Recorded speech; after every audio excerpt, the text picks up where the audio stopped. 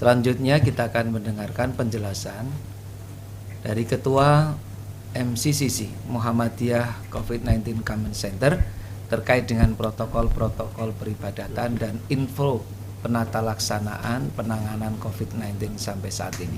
Dipersilahkan kepada Bapak Muhammad Agus Samsudin. Terima kasih Dr. Agus Taufik. Assalamualaikum warahmatullahi wabarakatuh.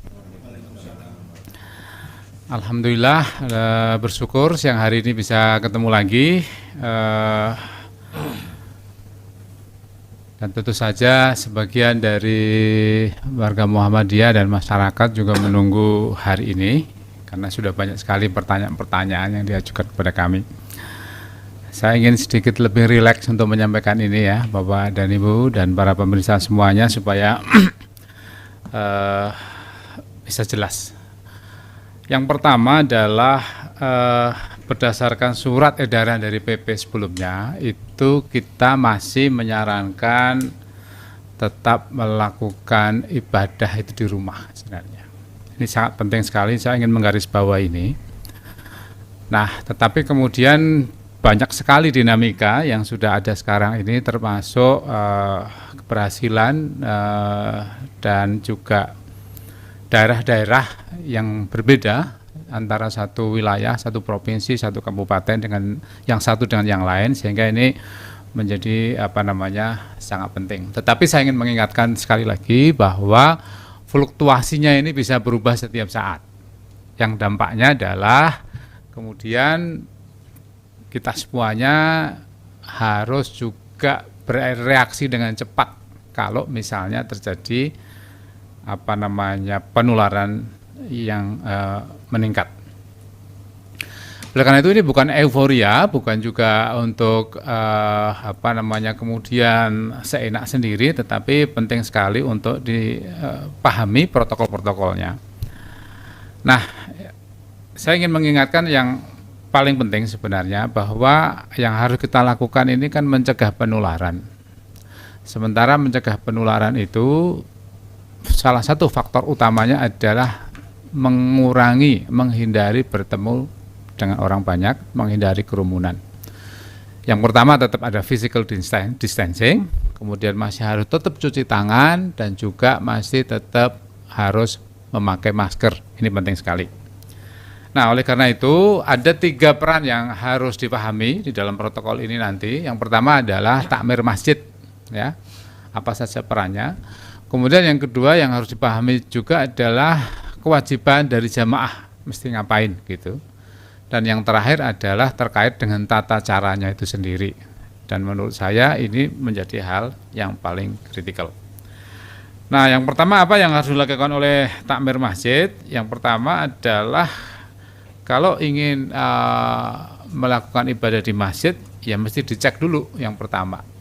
Sejauh mana kondisi di wilayah masing-masing, masuk daerah merah atau masuk daerah hijau, ya. Dan kemudian berkoordinasi dengan pimpinan Muhammadiyah setempat, dengan MCCC setempat dan juga dengan pemerintah. Supaya apa? Supaya ketika mengambil keputusan itu benar-benar keputusan yang benar, bukan keputusan yang emosional karena saking semangatnya kepingin membuka masjid. Ini yang pertama. Kemudian yang kedua, konteksnya nanti mesti dilihat ya. Apakah misalnya di sekitar lingkungan Bapak dan Ibu, satu tadi daerahnya merah atau hijau. Kemudian yang kedua adalah masih ada nggak pasien ODP, PDP yang ada di tempat Bapak Ibu semuanya. Ya. Dan betul-betul kemudian sebelum ini dilakukan, tugas takmir masjid adalah memberikan edukasi dan sosialisasi kepada jamaah. Ini menurut saya yang penting, termasuk juga mempersiapkan peralatan-peralatan yang dibutuhkan, ya, mulai dari termogan, kemudian hand sanitizer, terus kemudian pengaturan soft supaya bisa 1,5 meter. Dan kemudian juga tempat wudhu, ya, tempat wudhu juga supaya tidak terlalu berdekatan harus diselang-seling, plus mesti ada pengawas, Ya. Pengawas ini penting sekali untuk apa? Untuk mengingatkan jamaah supaya kita bisa tertib. Kalau tidak diawasi, kita khawatir nanti physical distancingnya dilanggar. Ya. Kemudian yang berikutnya, kami minta pengurus takmir juga tidak mengadakan acara-acara di masjid, pengajian dan seterusnya.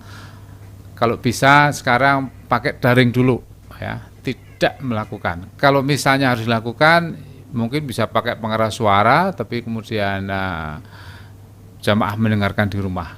Kalau itu kemudian secara lingkungan terpenuhi. Nah,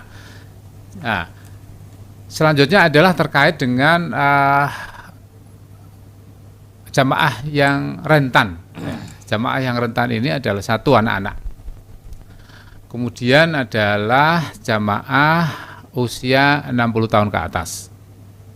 Yang ketiga adalah jamaah yang mempunyai penyakit-penyakit, ya, ada riwayat penyakit penyerta, yaitu bisa jantung, bisa diabetes, bisa darah tinggi, ya. Secara statistik angka fatality yang ada di Indonesia ini sebagian besar, ya, itu ada di usia 60 tahun ke atas, ya, dan kemudian ada penyakit penyerta yang telah saya sebutkan. Nah, ini betul-betul harus dipahami oleh pengurus takmir dan kemudian dijelaskan kepada jamaah, ya, termasuk anak-anak. Mohon maaf tadi anak-anak tidak saya sebut, anak-anak untuk tidak ikut berjamaah di masjid. Nah, ini betul-betul dipahami. Nah, kalau sudah dipahami maka kemudian sosialisasi kepada jamaah. Nah, kepada jamaah tentu saja kami harap persiapan semuanya sudah di rumah, mulai dari wudhu, bawa sajadah, ya, cuci tangan dan sebagainya sudah ada di rumah. Kalau diperlukan sholat sunnahnya juga dikerjakan di rumah, sehingga ketika masuk ke masjid sudah siap, ya, dan kemudian masuk dan melakukan physical distancing, mengikuti aturan-aturan yang dibuat oleh takmir masjid. Utamanya tadi adalah jarak soft, ya. Tidak perlu bersalaman dulu kali ini, dan juga tetap menjaga, tidak perlu ngobrol-ngobrol dulu ketemu, ya. Sekarang kalau ketemu ya berhahai dulu, tapi tidak usah ngobrol, tidak usah bisik-bisik dan seterusnya. Nah, di dalam hal ini tentu saja nanti ada kemungkinan kapasitas masjid tidak terpenuhi. Nah, kalau sudah tidak terpenuhi, tentu saja takmir juga harus tegas. Yang kedua, jamaah juga harus menyadari, karena sudah full, ya sudah. Apakah bisa di tempat lain, ya, bisa di luar, atau kemudian sholat jamaah di rumah masing-masing. Nah, ini menjadi penting sekali, ya, dan perlu kesadaran dari semua pihak untuk tetap disiplin. Yang terakhir adalah tata caranya itu sendiri.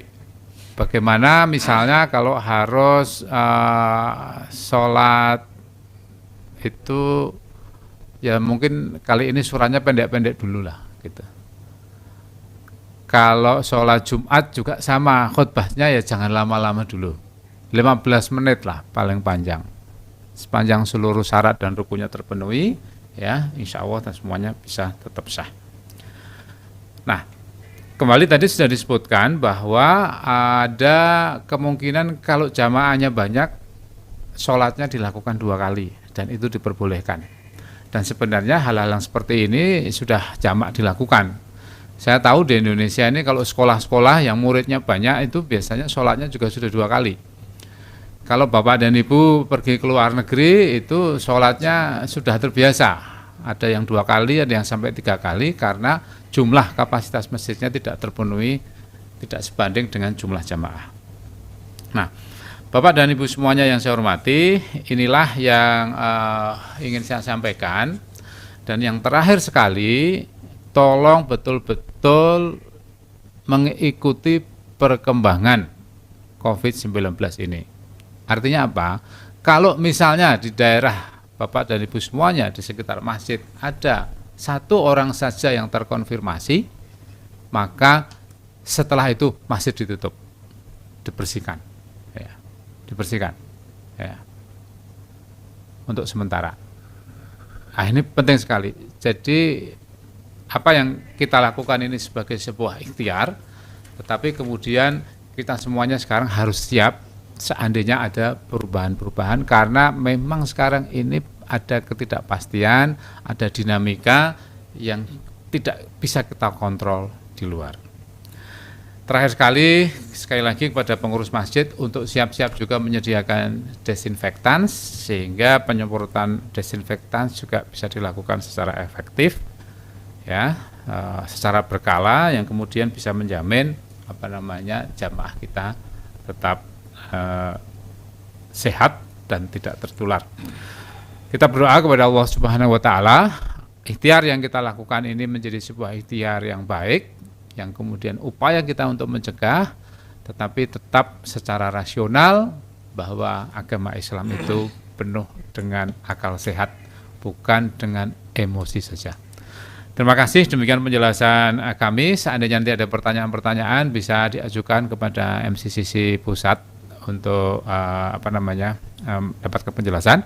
Dan setelah ini tentu saja kami akan ikuti dengan pembuatan brosur, leaflet dan sebagainya, supaya memberikan penerangan kepada jamaah sekalian. Terima kasih, saya kembalikan ke Dr. Agus. Assalamualaikum warahmatullahi wabarakatuh. Waalaikumsalam. Terima kasih kepada Bapak Muhammad Agus Samsudin MM atas penjelasannya selaku Ketua MCCC.